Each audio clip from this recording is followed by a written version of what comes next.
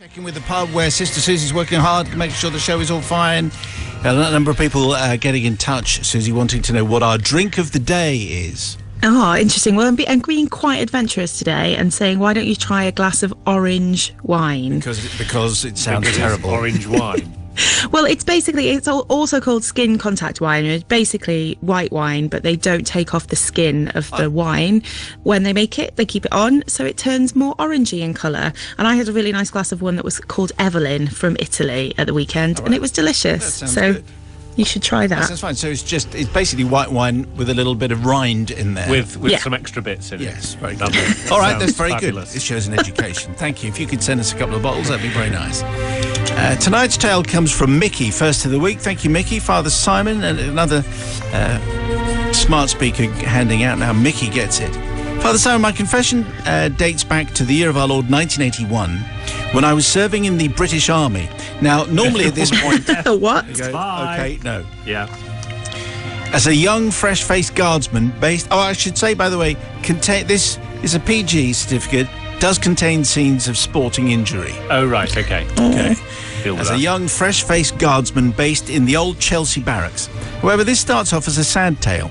My unit, 2nd Battalion Scots Guards, were playing football against some chippy regiment in the Infantry Cup at Burns Court, London.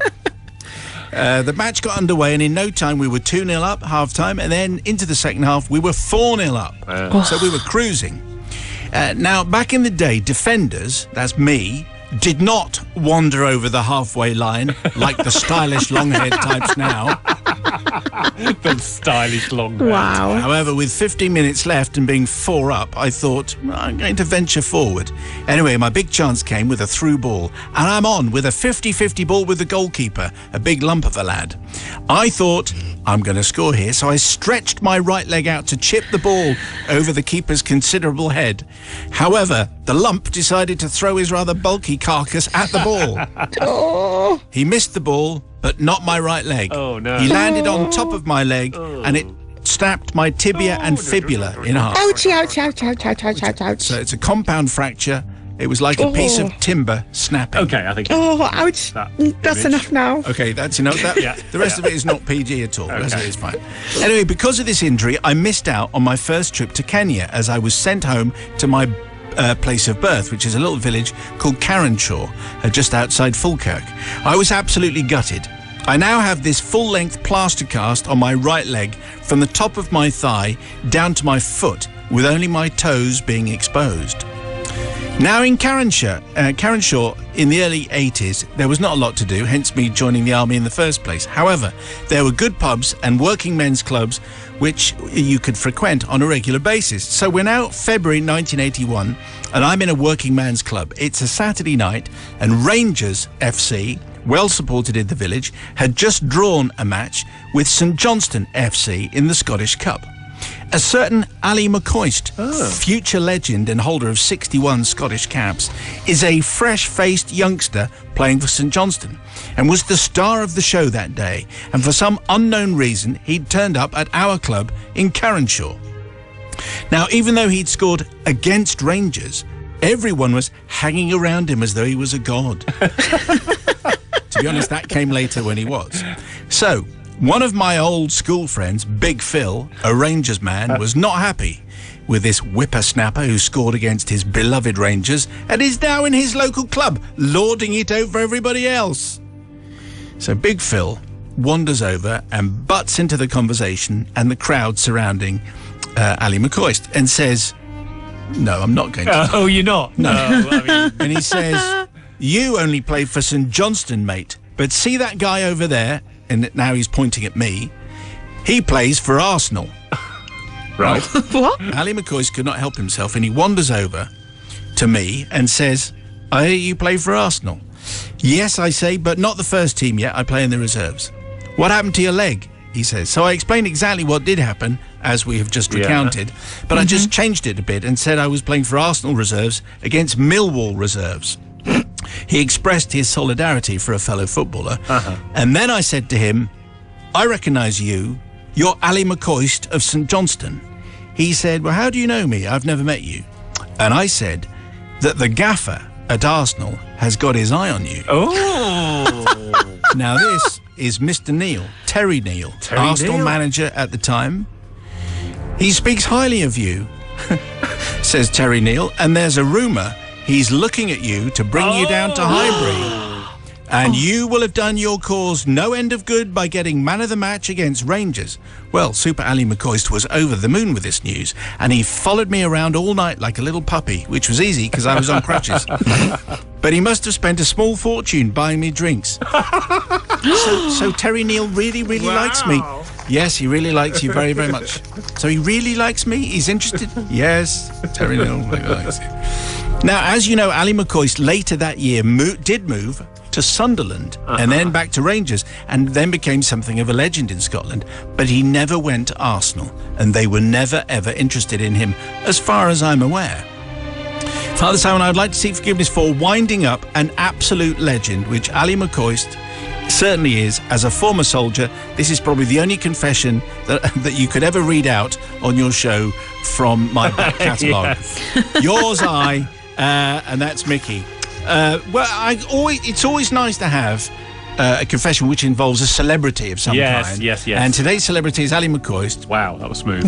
I think so. I was rehearsing over the weekend. So he led Ali McCoist up the path by making Ali McCoist think that Arsenal were interested in signing him, when that actually wasn't the case. So, Sister Susie from the pub, what do you say to Mickey? Well, Mickey, I was feeling sorry for you with your horrible break, because that does sound quite nasty. But, you know, you basically just lied, really. And, you know, I know it turned out all right. Ali McCoist had a great career. But what if he hadn't have, and he thought Arsenal wanted him, and you're the one that told him that? So for that reason, I don't think I can forgive you. Brother from another gutter. I think he's perfectly innocent, isn't it? This is one of those things that would only work in the days before the internet. So, you know, you've been able to check straight away. I wonder whether, and I don't know whether Ali McCoist has done an autobiography, but I would place money that if he has, there'll be some mention of him thinking that at one point I thought that Arsenal went for me. Terry Neil, I'd heard from a mate down the pub. And anyone who loves Ali McCoist and his co-commentary with John Champion, which is just superb, knows that we're going to forgive this one, so definitely forgive him. Okay, so it's a split verdict in the studio. It's studio versus pub. Anyway, we'd like to hear from you. Do you forgive Mickey, yes or no? On the text, it's 61054. Start your message with Simon, or you can email simon@greatesthitsradio.co.uk. The people's verdict is incoming. Tonight's confession came from Mickey and concerned an altercation. Well, no, not an altercation, but an exchange between him and Scottish football legend Ali McCoist in a club back in 1981, where Mickey led Ali McCoist to believe that the manager of Arsenal was interested in signing him. This was not true.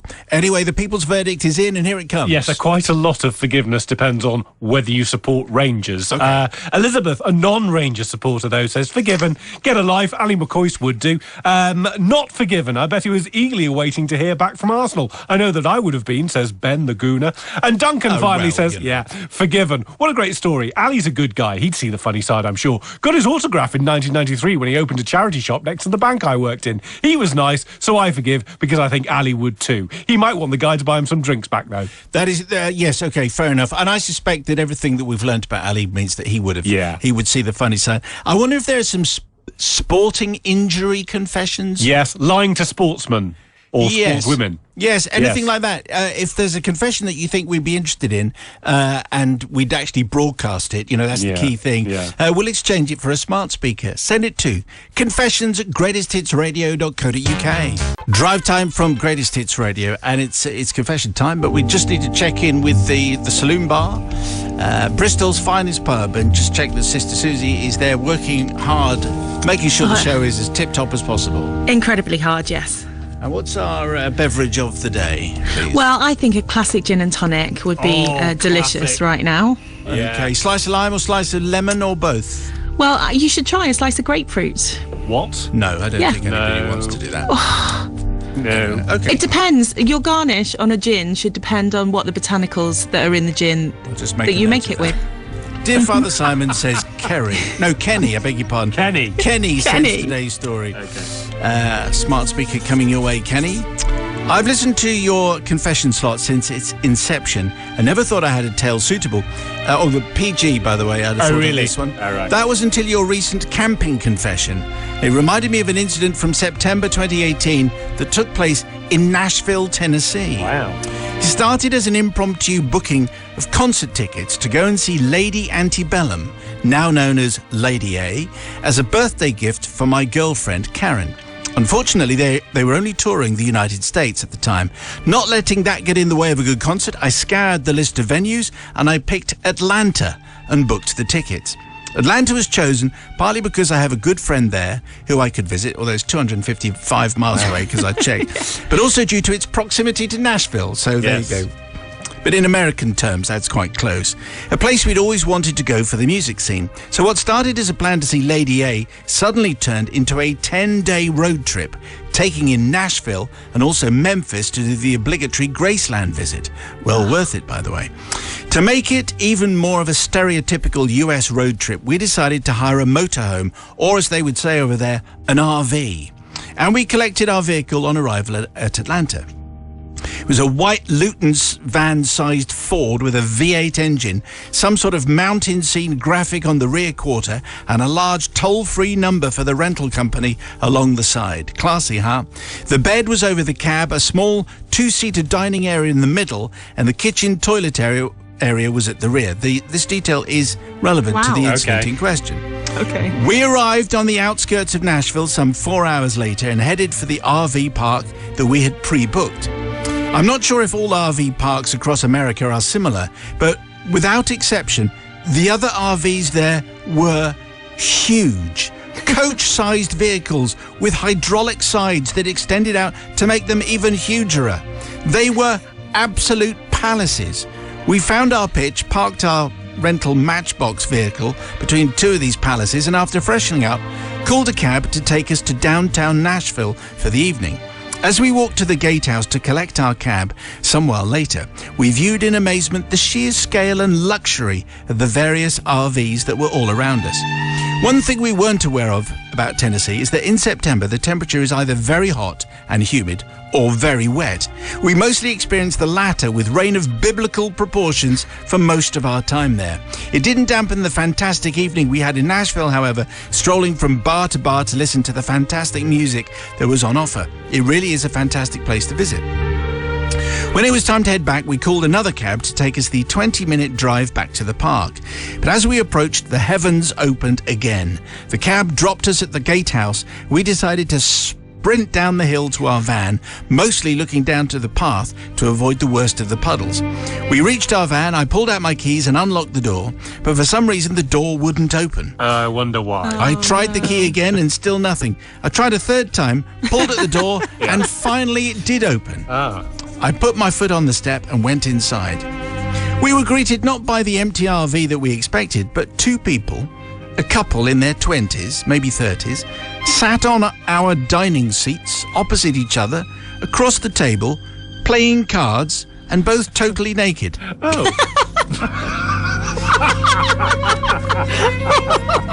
As you do. Wow. Yeah. Just like a caravan club holiday. Yeah, of course. Just like WOMAD, I was thinking. Anyway, without thinking, I said, "Oh, I'm ever so sorry," and I backed out and shut the door before thinking, hang on, why am I sorry? Who the hell are these two naked people in my RV? Yeah. And why are they playing cards in the nude anyway? What's wrong with these people? And then, having taken a step back and all ready to open the door again and confront them, we realised the awful reality. Good. Yes. Amongst all of the $1 million palaces with the hydraulic sides, there wasn't just one small rental RV with mountain graphic and toll-free number on the side. There were two. And in our haste to beat the weather with the rain in our eyes, we managed to break into an identical rental RV. Ours was 3 pitches further on. We hadn't given a second's thought that there might be another like ours.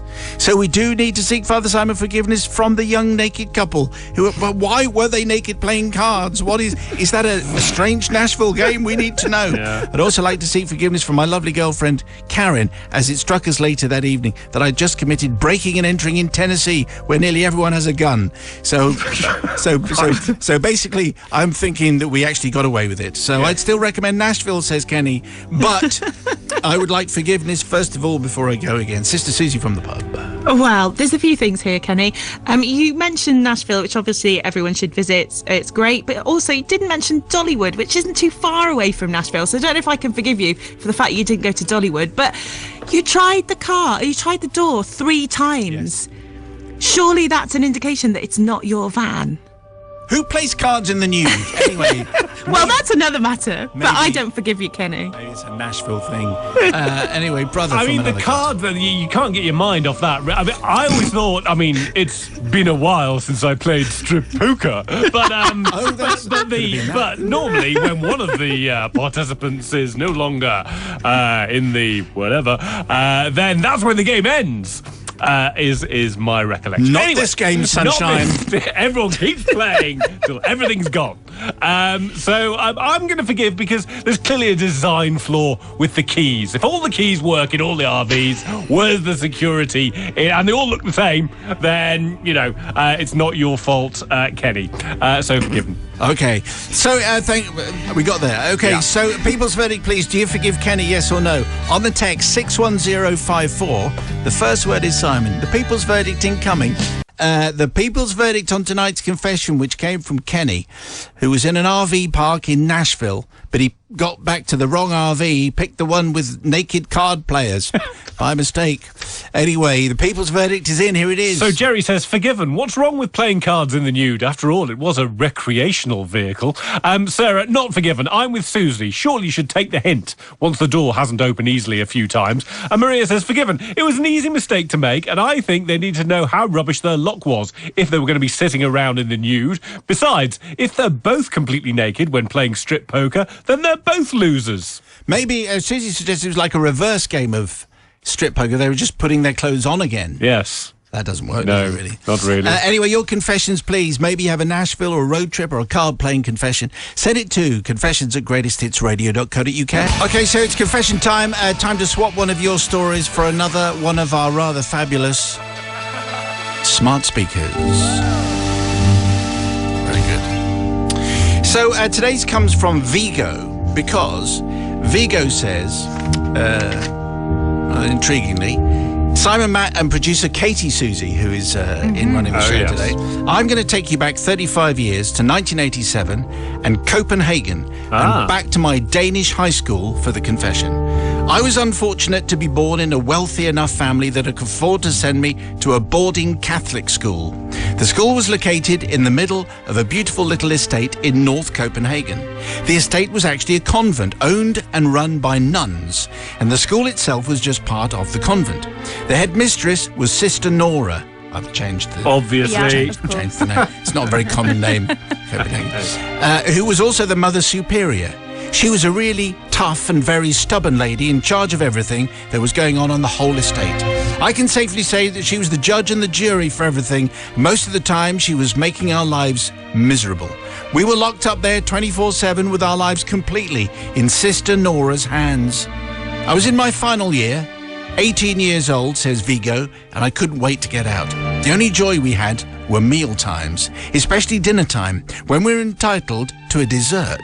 One of these, a bar of chocolate, or a slice of cake, or a small packet of biscuits. There were no limitations on how much food we could take apart from the dessert. We'd get in line, pick our trays, take as much as we wanted of anything that was there. And at the end of the line, there was a basket full of sweets, and right in front of the basket, there was a note written very clearly and in capital letters, put there by the Mother Superior herself. The note said, "Take only one. God is watching you." Okay. Wow. One night, whilst everyone was sleeping, I made a new note. using stencils to leave no opportunity for anyone to recognise my handwriting. The following day, just before dinner time, while nuns were busy filling the pots at the other end of the kitchen, I sneaked through the back door, crawled under those worktops to the point where the sweet basket was, snatched the original note and put the new one in. The new note said, "Take as many as you want. God is taking a day off." I crawled back out of the kitchen and calmly joined my class in the line for dinner. Didn't take long before the chaos started. All the nuns ran to the spot where the sign was, and in no time Mother Superior herself appeared. She stared at my note for quite a long time and then turned to one of the nuns and said, "Lose the chocolate." After dinner, we were told to get out to the playground. They put us all, every one of us, in a line, military style, with all the teachers and nuns in front of us. The Mother Superior stood firmly in front. As I was head boy, a secret that Vigo has only mentioned just now, and a trusted member of the school community, she called me to join her on the stage. Then she said, "This is an emergency assembly. One of you has just..." Great Danish accent. Sonora. It's my Danish nuns. They all talk like this. They're not all in Minder. One of you has just committed an enormous sin. I do expect whoever did that to step out of line now. Otherwise, you'll all fear the dire consequences.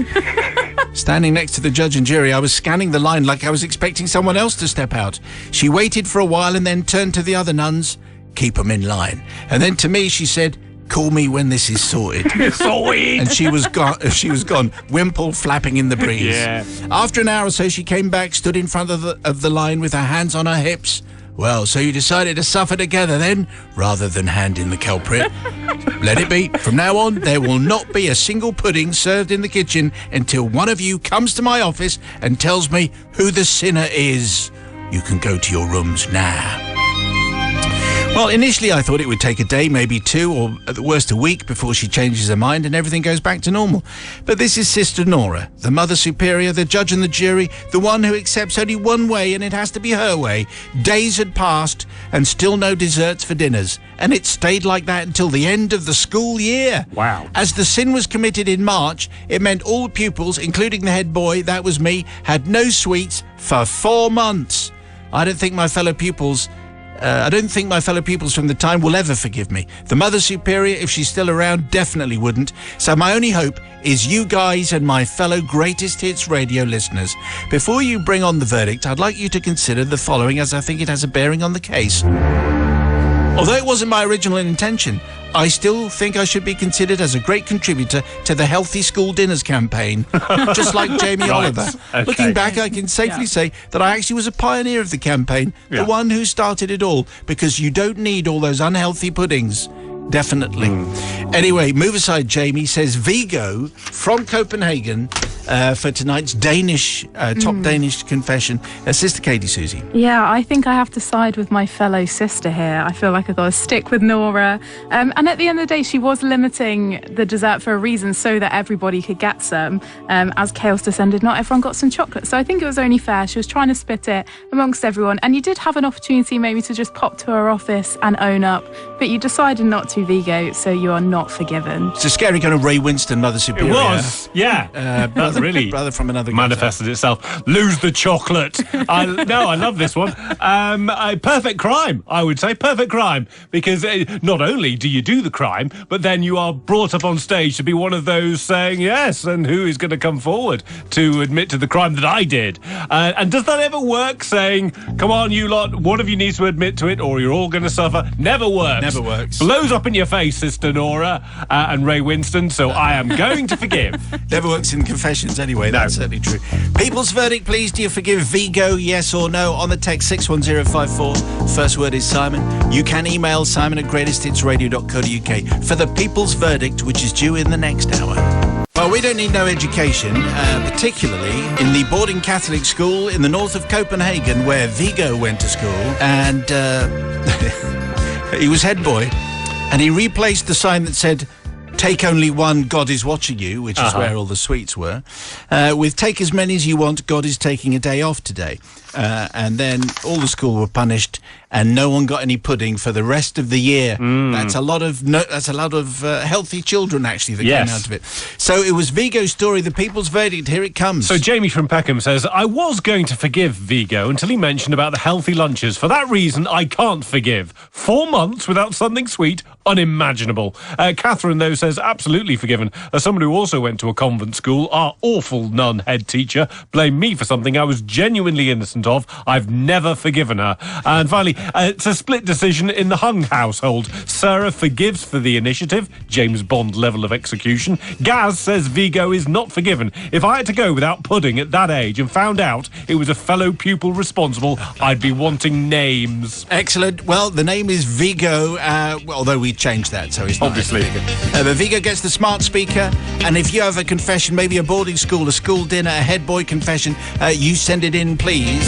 And it goes to confessions@greatesthitsradio.co.uk. And if we use it, then you get a smart speaker. That's the deal. It's 5:45, and it means it's confession time, and it's also time to hand out another smart speaker.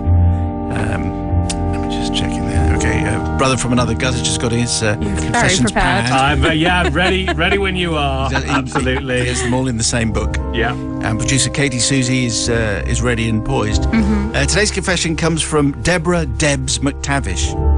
Which makes her sound a little bit like a gangster. Yeah. Took her a while to think up the nickname. Anyway, Deb says, Father Simon and the Collective, I would like to seek forgiveness for an incident which happened back in the mid-80s when I was 18 years old. Every 2 weeks, my boyfriend and I would take it in turns to make the 4-hour journey to see each other. I lived in Colchester. He lived in Sheffield. Wow. I would catch the train on a Friday after work, first to London's Liverpool Street, then on to Sheffield via St Pancras. The trains were always terribly crowded, with passengers having to travel standing up, wedged between the seats. One particular Friday, I was very tired, having been out with friends the night before. By the time I got to St Pancras, the train was already rammed, and I struggled to get on and find a space to stand. Like an opening for a song. It was a very warm evening, and everyone on board was hot, and everyone was very sticky. As the train started to move, I felt a huge wave of tiredness sweep over me, and my eyelids started to droop. Feeling desperate, I asked the man in the seat next to me if it would be okay if I perched on his armrest for a few minutes. He didn't need it, he had a whole seat. All I wanted was his armrest, and to my huge relief, he agreed. Now, I don't actually remember much after that until I heard a gentle voice say, "Excuse me, I need to get off now." I opened my eyes. I was horrified to discover that I was snuggled up against this man. I was curled up and cuddling this man's chest. Oh, no. Apparently I had nodded off and fallen into his lap. My arm wrapped around his. Presumably I was thinking of my Sheffield boyfriend. To make matters worse, as he got up, I noticed he had a big wet patch on his top where I had drooled on him lovely. in my sleep. Fabulous. All my dribble was there. My fellow passengers, who'd obviously been watching developments with interest, cheered and clapped when I woke up. Brilliant. I was so embarrassed. I must have looked a dreadful sight with my hot, flushed face, eye makeup running, and one side of my hair all pushed up. The man got his bag down from the overhead rack, then spent a few moments rubbing his legs and stamping his feet as he tried to get his circulation going again. I was aghast. I said, "I'm so sorry," and he smiled weakly and got off the train. Years later, I still feel guilty about my feeble apology. A simple sorry is no compensation for 2 hours of dead legs and a saliva-soaked onward journey. I hope there weren't any "What's this stain on your jacket?" questions necessitating. It was a girl on the train. Because that wouldn't have worked very well. It is therefore only appropriate that I seek forgiveness through the official channels. Father Simon, Sister Katie Susie, Brother Matthew, and the poor unfortunate man I squashed flat, I humbly beg your forgiveness. Incidentally, for those of you believing karma, About 10 years ago, I was on the train travelling back from a meeting when a man fell asleep on me. Oh. His head lolled from side to side and eventually settled on my left shoulder. Paralysed with guilt from my previous experience, I allowed his head to remain there.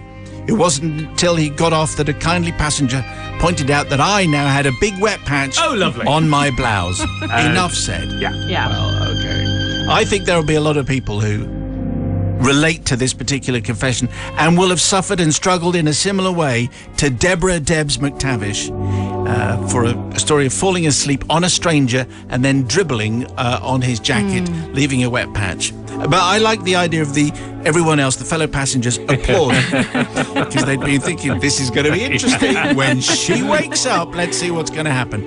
Sister Katie Susie. Yeah, do you know what, Debs? I'm going to forgive you for multiple reasons. Firstly, I've been on that train line from Essex to London many a time, and it's so busy. So just from the get-go, you're standing up. I feel sorry for you. You were polite enough to ask to use his armrest. I think that's, very good of you, very kind. And also, you gave everyone entertainment. They were probably really hot on that train too, wanting to get to their destination, and you gave them something to laugh and cheer about. So, Debs, you're forgiven. Very good. Brother from another gutter. She wasn't sat on the armrest, was she? She was just using it as a rest. Well, just to lean on.